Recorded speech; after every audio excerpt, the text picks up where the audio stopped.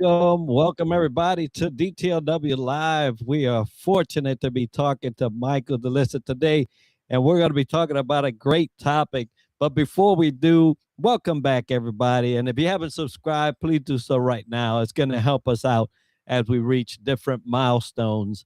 But today we are speaking about with Michael, and he is a seasoned leadership and organizational effectiveness expert who helps companies uncover the hidden systems and structures that quietly undermine their leaders. With deep experience working alongside executives and leadership teams, Michael focuses on fixing the organizational conditions that set leaders up to fail so people, performance, and culture can thrive. And we are fortunate to have him with us. He's also the author of Leadership Accelerators, High Impact Communication Skills that Strengthen Relationships and Drive Results. Michael, welcome to the show. Thanks for having me. I'm excited to get at it. And I'm excited about this topic as, folks, we're going to be speaking about set up to fail, how companies break leaders and how to fix the system. But before we get into that, Michael, tell us a little bit about you. Sure. I'm fortunate in that I grew up in a family environment where my father was an executive coach. So I got to sit in and watch him do leadership development training and do one-on-one coaching. And that was when I was 15 years old. And I got a passion for it. I got 2 different degrees in it. I ended up spending the last 25 years of my career either facilitating strategic planning for leadership teams or custom building and delivering leadership development programs or doing one-on-one coaching with leaders in all different areas of leadership development and communication skills. And I have my own business now. I'm doing, the consulting, doing those exact 3 things. And I have an absolute passion for this topic. And I want to do anything I can to help people avoid some of the common mistakes that I've seen over the last 25 years to help them improve their relationships and results in their companies. And that's wonderful work. Glad that you had that experience so close to home and you was able to, pull out the appetite for it. Thank you for all the work that you're doing there. And we're talking about breaking leaders. Now, you and I both have seen great leaders go through organizations and just get devastated, or they don't get equipped right? They're not given what the tools that they're needed in order for them to be effective at what they do. And we also have seen leaders that have just gotten a paycheck and gone through the motions just because they're getting paid already. So there's a variety of there. But from your experience, what are the most common ways organizations unintentionally set new or emerging leaders up to fail, and why do these patterns persist?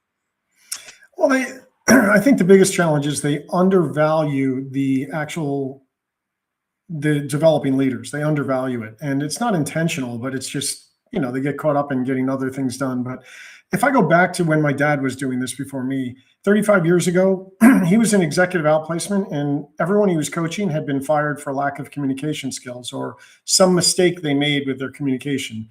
And fast forward to now, I'm doing the same thing, and the problem seems to be worse out there than it was back then, because with AI and technology replacing a lot of our technical work, we become more dependent on our ability to demonstrate our ability to get results through others and get, have strong relationships and motivate people and make them want to stay with the organization. So the bigger issue is that it's undervalued to begin with. And what ends up happening is they don't start getting someone help until they're already in trouble, instead of proactively putting plans in place and to help them develop the skills. Because what got someone noticed at an individual contributor level is not the same skill that's going to cause them to be successful in a leadership level. For leaders, they have to be able to get results done through others. It's all about communication skills and relationship building, whereas in the individual level, that's not necessarily the case. So the biggest mistake they make is undervaluing it, not realizing that when you allow your leaders to fall behind on their own leadership skills. As they get promoted, their communication skills need to go up, and they end up falling behind. You end up causing higher turnover, and it just becomes a problem for the organization, all because they weren't proactive in doing something to develop their leaders before they threw them in to those roles. And what's surprising is that a lot of leaders, they go through the same rigor, right? They go through the same system. So they often are ones that say, when I become a leader, I'm going to make sure that I do this, that, and the other. But then they become the leader and it doesn't go anywhere. So Yeah. hence you are seeing the same old 30-year-old issue of communication still prevalent in most organizations. But oftentimes it's that the organization themselves are not truly defining what that role should be. And Yeah. so how does the lack of role clarity or unrealistic expectations undermine a leader's effectiveness, even when the individual is highly capable? Yeah, and if you talk to anyone, I mean, I've been embedded in HR departments for years, and anyone who works in HR long enough will tell you, a lot of times the performance issues that come to them ultimately come down to a different set of expectations for the employee and the manager. And so a lot of times when you first hire a new employee, the job you do in making it crystal clear what high performance looks like and what the expectations are will dramatically increase the ability of that employee to get those things done. Because once you define high performance, they know what you're shooting for. And so one of the issues, role clarity is, in the beginning, we don't spend enough time defining what are the few things, if you apply the 80-20 rule, what are those few things that'll have the biggest overall positive impact on your success in this role? And here's what good performance looks like. So that's, the first one. The other one, unrealistic expectations, which is an issue as well. More often than not, I see that happening with, if you're a leader that defines yourself as a perfectionist, when you set up an expectation of perfectionism, you're essentially saying to your team, no matter what you do, it's not going to be good enough. And so people get discouraged working for perfectionists because they feel like they put in all they can and they could always find something wrong with it. And so not having unrealistic expectations is also a problem too, because nobody wants to go to a job every day when they're struggling to meet the expectations that are set for them and they don't feel like they have the resources or training to be able to successfully achieve those needs. That is such a profound explanation there. And expectations have to be clear in order for people to know where they stand and where they need to go. And so I love that you break that down there. Now, you mentioned earlier when we was talking, what gets you here won't get you there, basically, right? And Yeah. a lot of leaders get advanced up the chain typically because of the technical expertise. And we want that, no doubt. We want a leader that knows the ins and outs of a system or a process or whatever it may be. And they have that. But a lot of times that advancement comes with an expectation, as you just mentioned, that is not clear. And now they put them in this position and now they flounder. So many companies promote high performers into these leadership roles. But where does that transition typically break down and what support is often missing? I think it starts with throwing people in and just having them take on a leadership role without adequately preparing them, and so a lot of companies do not have like a high potential program that helps people they believe have they have the ability to be good leaders. But when you throw them in and they haven't been trained, they feel like you've unfairly put them in a situation they're not ready for. So one of the breakdowns is that companies are reactive instead of proactive. And instead of setting people up by starting to help them understand that whatever got them noticed at their individual contributor level is not going to be what makes them successful at the next level. It's going to be your ability to get results through others. So once you make that distinction, then you need to give them the resources to understand how they can be successful in leading others versus doing the individual work themselves.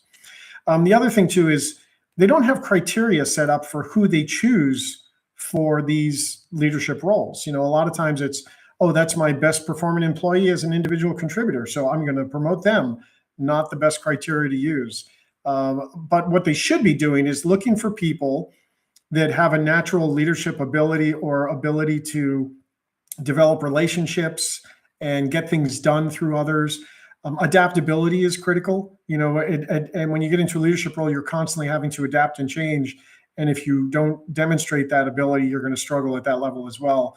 And, a lot of times they're not really making the decisions to promote people based on that person's alignment to the skills they'll need at the next level, right? So with each level, you have a different set of responsibilities and different set of skills you'll have to demonstrate.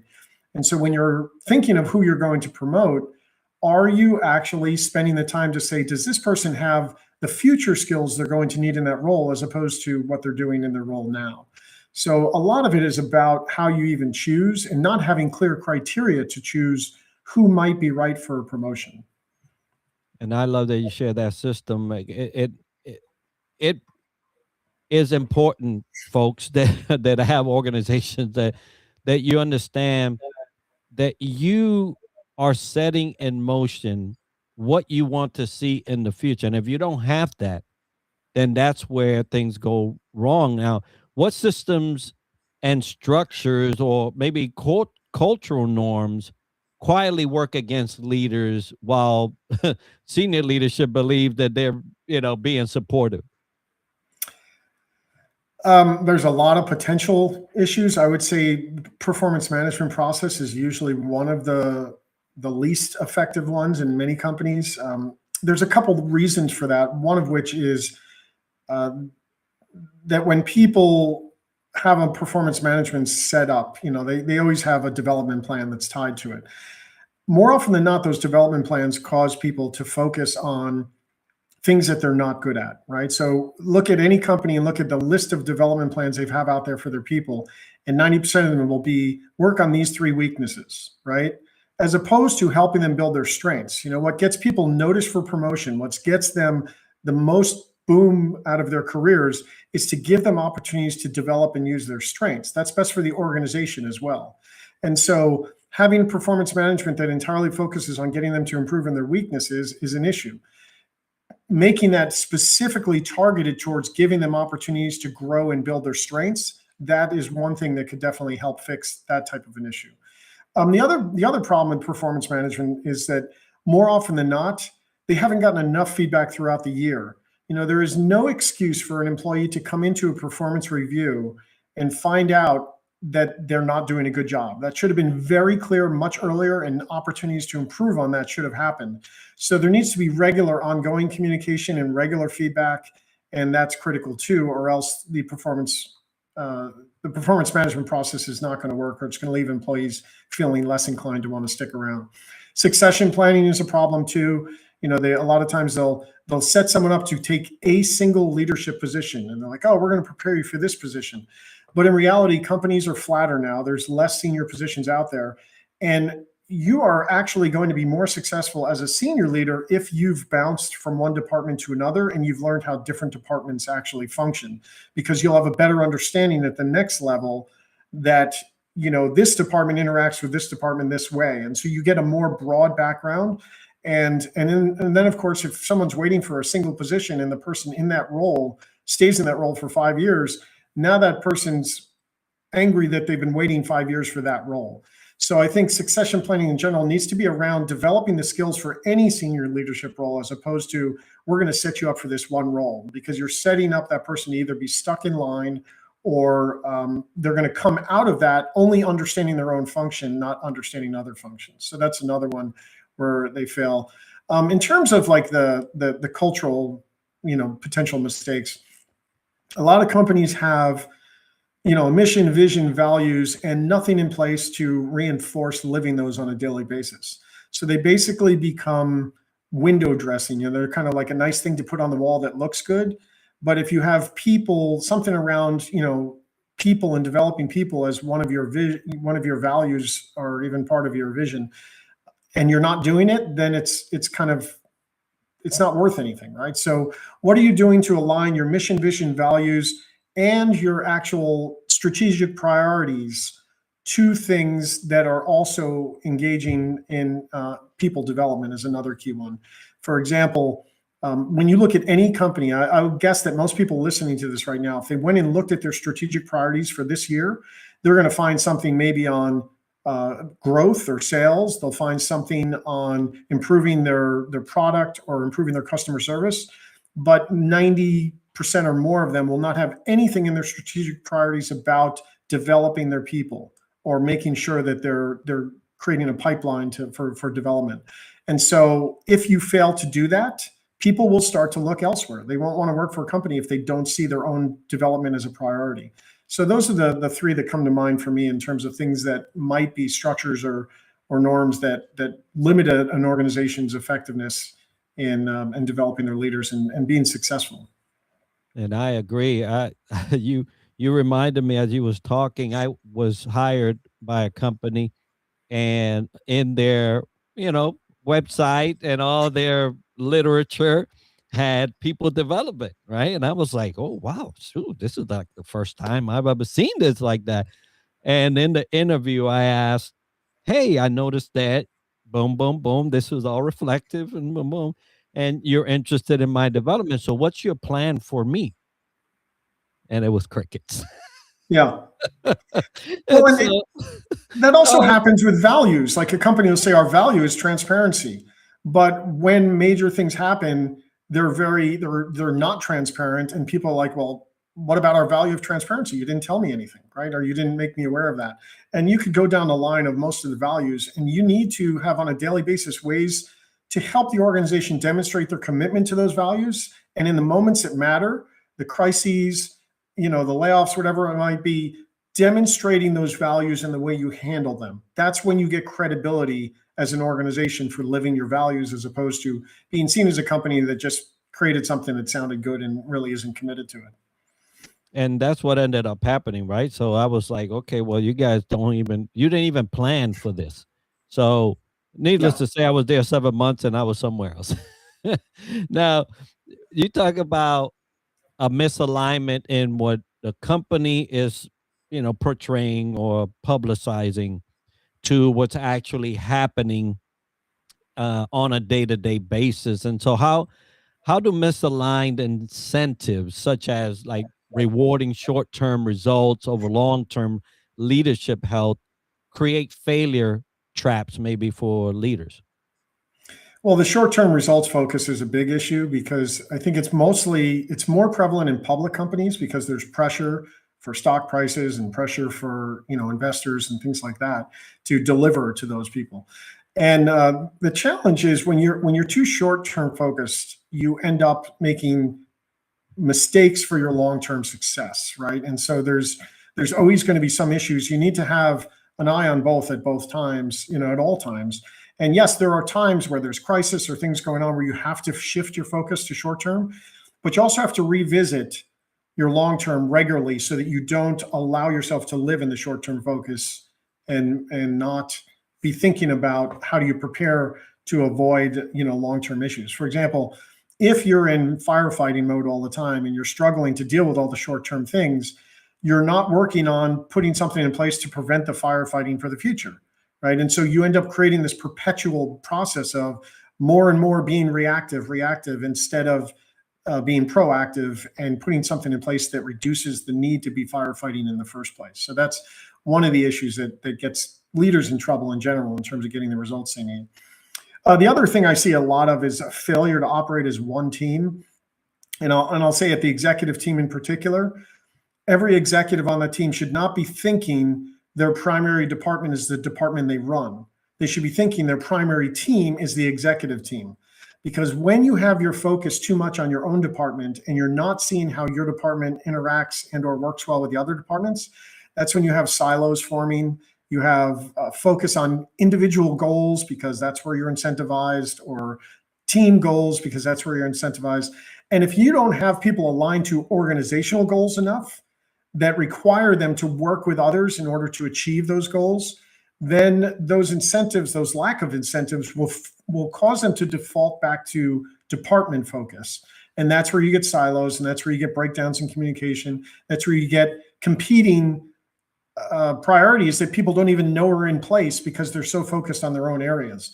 So the more cross-functional collaboration, more cross-functional understanding that we as an executive team must be operating as a team here, and then we get our other teams to function to support what we're doing as a team. That's when you start to see executive teams really take the jump and the organization start to perform more effectively, because they're not thinking me or my team, they're thinking organization and our customers, and how do we collectively work together to make sure we're meeting those needs. And a lot of times these executives, when they do become siloed, it's because they don't feel it's their responsibility for that section, and it's not their responsibility for that.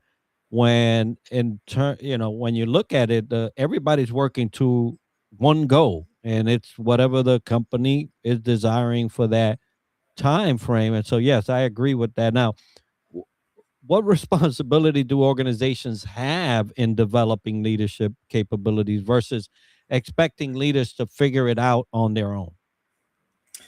Well, the challenge with letting someone figure it out on their own, on every, I'm certified to teach situational leadership, or SL2, with the Blanchard Group. And one of the reasons I love that model is it emphasizes that in every situation, you have to adapt your leadership style to meet the needs of the development needs of the person you're speaking with. So if you leave someone to figure it out on their own, when they're enthusiastic and excited to do it, but you're not giving them the resources and training to be successful, they get frustrated very quickly. They end up feeling unsupported. And those are the types of things that cause people to want to leave an organization. So you're inadvertently contributing to potential future turnover if you're not setting people up to succeed.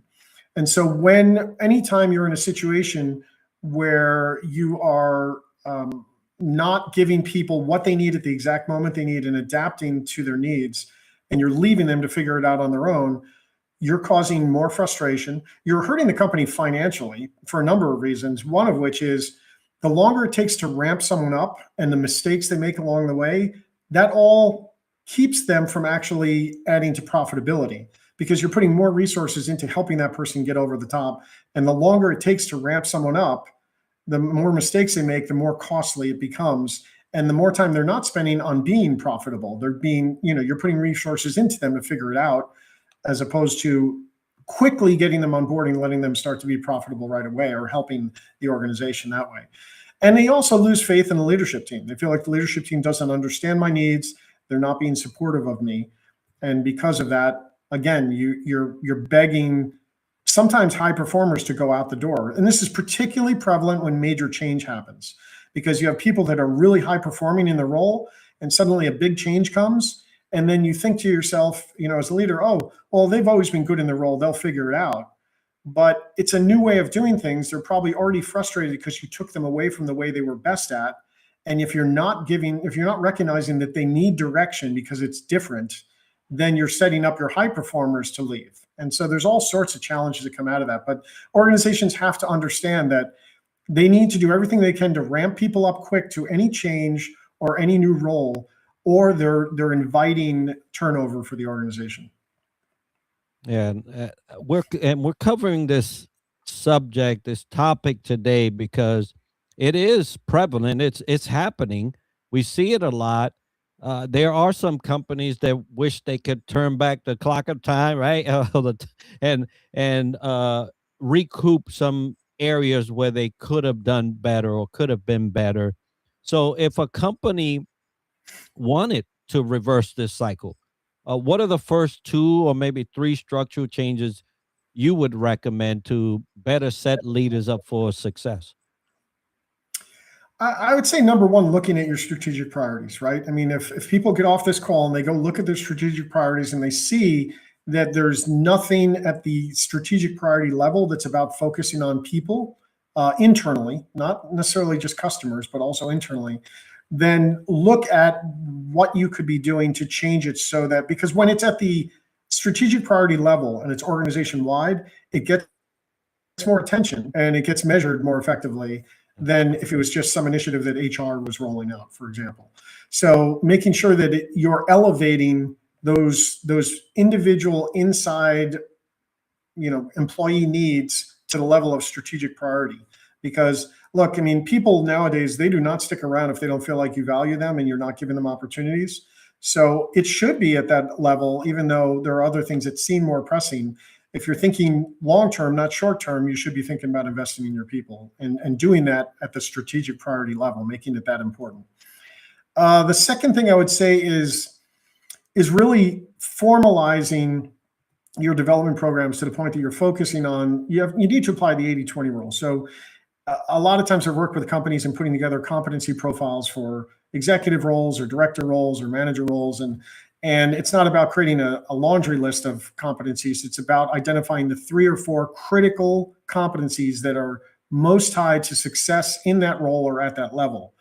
And once you identify that, deliberately creating programs that develop those most needed skills or those skills that are most required for organizational success, and entirely focusing on those few things that'll make the biggest difference. A lot of times there's things that are rolled out that are not necessarily tied to strategic needs, or they're not necessarily going to have big results. And I would argue that if you're worried about spending too much on development, then concentrate it down to the few things that'll have the biggest impact and make the investment there.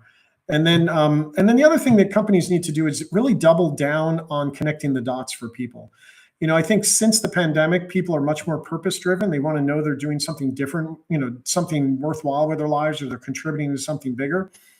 And I can't tell you how many companies I've been in where you could walk up to any employee and say, how are you contributing to the strategic priorities? And they have no idea, right? And everybody in every role has the ability to contribute to strategic priorities, even if it's indirectly, and you should be able to connect those dots so they see how they're contributing to the bigger picture. I worked with, I taught presentation skills to a group of physicians in the University of Utah executive program years ago. And one of the best presentations I saw, it was a CEO who was preparing his kind of annual State of the Union. And he was talking about, it was a lab company that did lab testing. And he was sharing how he notified a patient of the fact that he had a cancer that was probably going to be in the rest of the family as well. They caught it early enough. He told them to get the other family members tested. They found 2 other family members that also had the cancer. They were able to treat it and get a positive outcome for everyone. Now, the company's they're a lab testing company, but the employees are not sitting there thinking we could be saving lives, right? They're not necessarily thinking that unless you connect the dots for them. So in his presentation, he did a great job of saying, look, the family literally came into his office, the extended family, to thank the CEO. There's like 10, 15 people in his office thanking him for making them aware about this genetic cancer early enough for them to do something about it. So in his presentation to the team, he said, look, we collectively helped save this family's life, right? We didn't, all of you, whether you're lab testing, whether you're doing this, you contributed to our ability to help save these lives. Those are the kind of connecting the dots things that make an employee excited about working for a company and excited about their roles, and they give more discretionary effort if you can find a way to connect the dots and make them feel like they're directly or indirectly contributing to the purpose of the organization. That's absolutely true. And I remember even in the Navy, when there would be a deployment, and this happened only after I had gone through the Senior Enlisted Academy and had to do a country brief, and realized how important my role in that deployment was and what it was impacting. And so when my eyes were open, I go back to my group and I explained them everything that I had on that brief. Yeah. And then their eyes opened, and then that became the best deployment ever, because we knew exactly what we were impacting and how we were impacting it. And it became something that we was, proud of, and said, man, we had a slice of that pie or that ingredient list, and look what happened. And so, yeah, I totally agree there. Now we can suggest for companies, hey, you could be doing these things, but then there's the leaders, right? And we've been talking about leaders being set up for failure.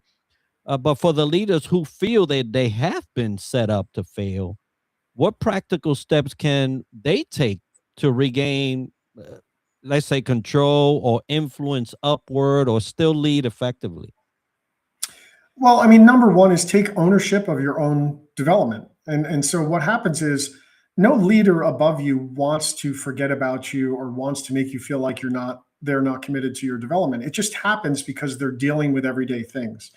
So instead of waiting for your organization to step up and say, hey, I'm going to put together a development plan for you, take ownership and be assertive in what your development needs are, or even creating your own development opportunities. I can give you an example. I worked for one company. Within a few weeks of starting there, I knew the COO was down the road, right down the hallway. And I created an elevator pitch just for him. And I wanted to, my job description did not include strategic planning or facilitating it for the executive team, but I wanted to be able to do that. So I waited until the right moment. The CEO comes out. I did my 1-minute pitch and said, hey, here's what I could do. Here's how I make it easier for the executive team to get results. I reduce the amount of time it takes. And I just gave him my pitch and he said, okay, thanks. And he walked away and I didn't think anything of it. I didn't know if it was going to turn into anything. 2 days later, I get a phone call from the regional CEO, and this is over a region of 50,000 employees. And the administrative assistant says, I need you to come up to the CEO's office. I had no idea what for, but when I got in there, the COO that I had pitched my strategic planning skills to had talked to the CEO about it. Next thing you know, within 2 weeks, I am facilitating strategic planning for the entire executive team for, an organization of 50,000 employees, right? And so that was me pitching it, right? And being aggressive and saying, hey, I have a skill and a strength I want to use to help the organization function more effectively. So the first thing I would tell people is don't wait for your company to create the opportunities. You create them. Go out and see opportunities are out there. Volunteer to own it. Volunteer to get involved in things that are not part of your job scope. Even make it really clear what you want to do and what strengths you have and how you want to be able to use those strengths for the organization. But the number one thing you could do is not wait for it to happen. The second thing you could do also is making sure that you're looking for opportunities to learn every day in your roles. When you look at the models out there for what is the best way to develop yourself, they don't say go to trainings every day. They don't say read books every day. What they say is the best learning is going to come from on-the-job experience. So are you slowing down to take the time to kind of do an after-action review of every on-the-job experience and say, hey, today this happened. What's the one lesson I can take away from that? And how can I apply it to be better as a leader? And continually on a daily basis, documenting and capturing those lessons learned, because then you're creating learning on events that may have gone by and you didn't even think about the learning that came from it, right? So that's one of them too. And then, finding ways to insert yourself into other things is critical too. But I would say you can raise to the organization your concerns, but it's more effective to just take ownership of your own leadership development, which, by the way, you could also purchase my book, because my book is a self-guided way to improve your ability to be a more effective leader. It focuses on improving your emotional intelligence. It focuses on identifying the communication habits you may have that are holding you back and finding ways to replace them. And it also helps you understand how you can leverage your personality strengths and minimize your personality weaknesses. So, but those are a few things that you can do to help overcome whatever may not be in place to help you develop at work. And I totally agree. We'll be talking about your book here shortly. Now, folks, the first step in leadership is you got to lead yourself, right? So if you can't lead yourself through a time or a period where a company or organization does not have a plan for you, you have to have a plan for you. And knowing what they offer, knowing what they've written, because, sometimes you got to bring it back to them and say, hey, right here, you said, right? And Yeah. will cause, it's an easier way to sell something if they've already said it. But knowing these things, knowing what you need, having a plan for you. And you remind me of a story of an event that I was partaking in. I wanted to teach leadership development to the lower managers, and there was no avenue for it. And I said, well, I can't ask them to come in early, and I'm not going to ask them to be here late. So I came up with a plan, and I presented it. And management, what they had to, and I say, hey, you got to have a stake in it too for the company. they're going to sacrifice something, let's say their lunch period, and you're going to sacrifice on your end by saying, hey, we're not going to allow you to give up your lunch. We'll pay you your hour salary if you take this class. Right. And so those three things happen, and it was packed, right? I was teaching a group of 15, 20 people at any given time, and it was only once a month, right? So they were getting leadership development. They were giving up their lunch hour. Let's say they were eating at the desk, but the company wasn't asking them to give up anything. Their investment was, we'll pay you for that hour. And it was a win-win for everybody. So great. Well, one other example I'll give real quick is look for ways where look for problems that are not being resolved and nobody owns, right? There's these things they sometimes refer to as white space, where there's a handoff between departments and nobody really owns that, and there's a problem that happens there.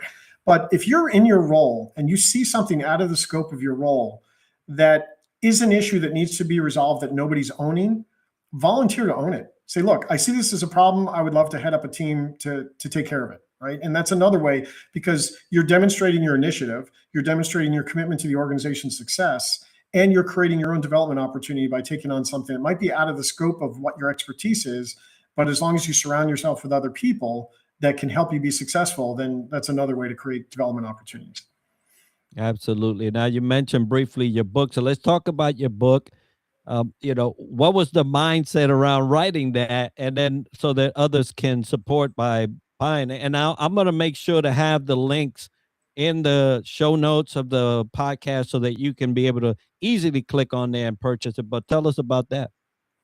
Yeah, so the book is called Leadership Accelerators, and or that's the initial title. And then there's high impact communication skills that drive our relationships and results, strengthen relationship and results. But what led me to do it is that for the last 30 plus years, I've seen the same issues coming up over and over and over.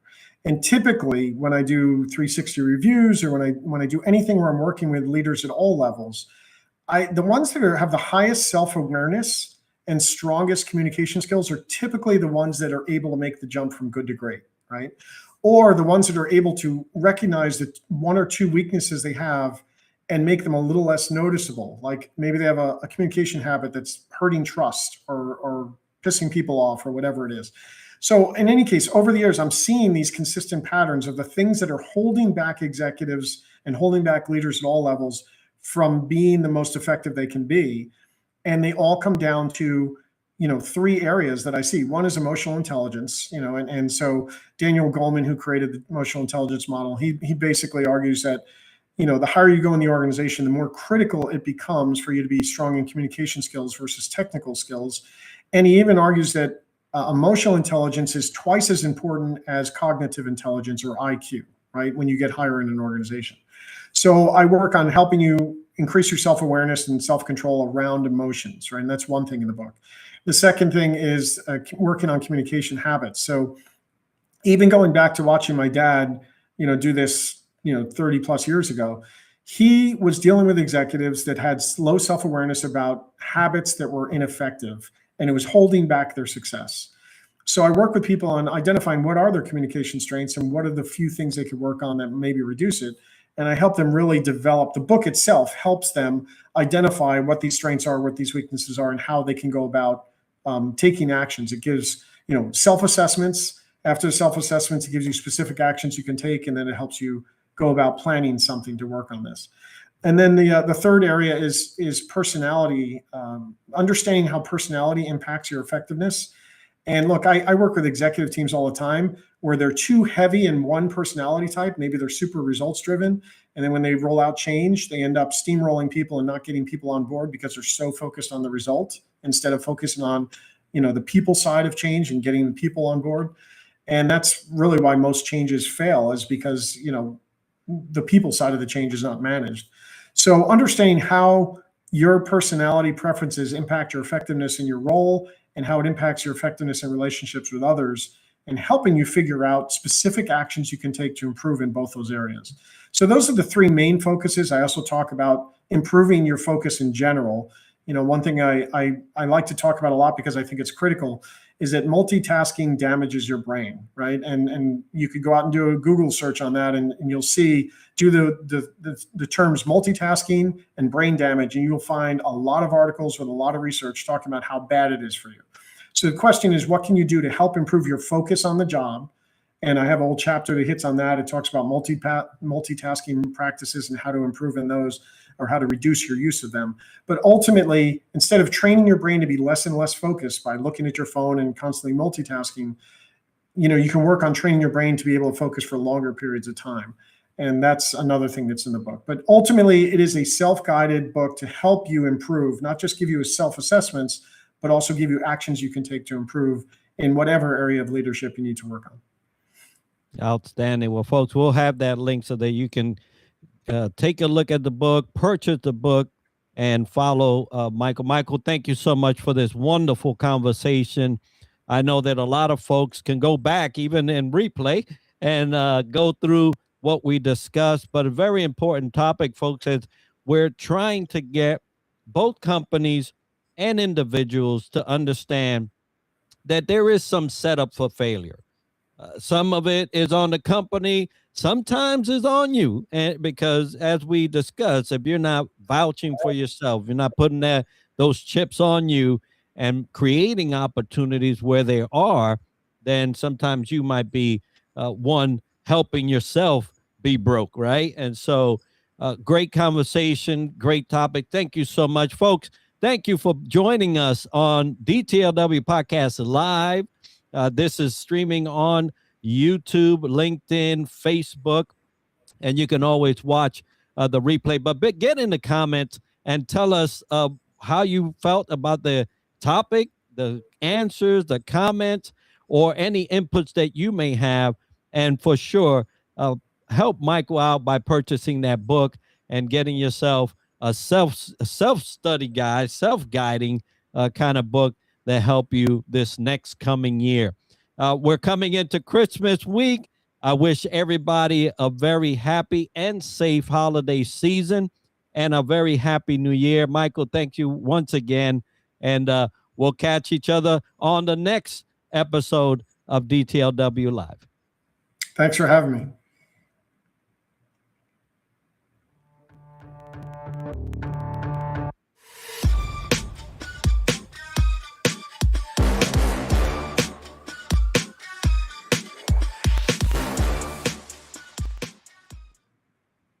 All right. Thanks, Mike. I appreciate it.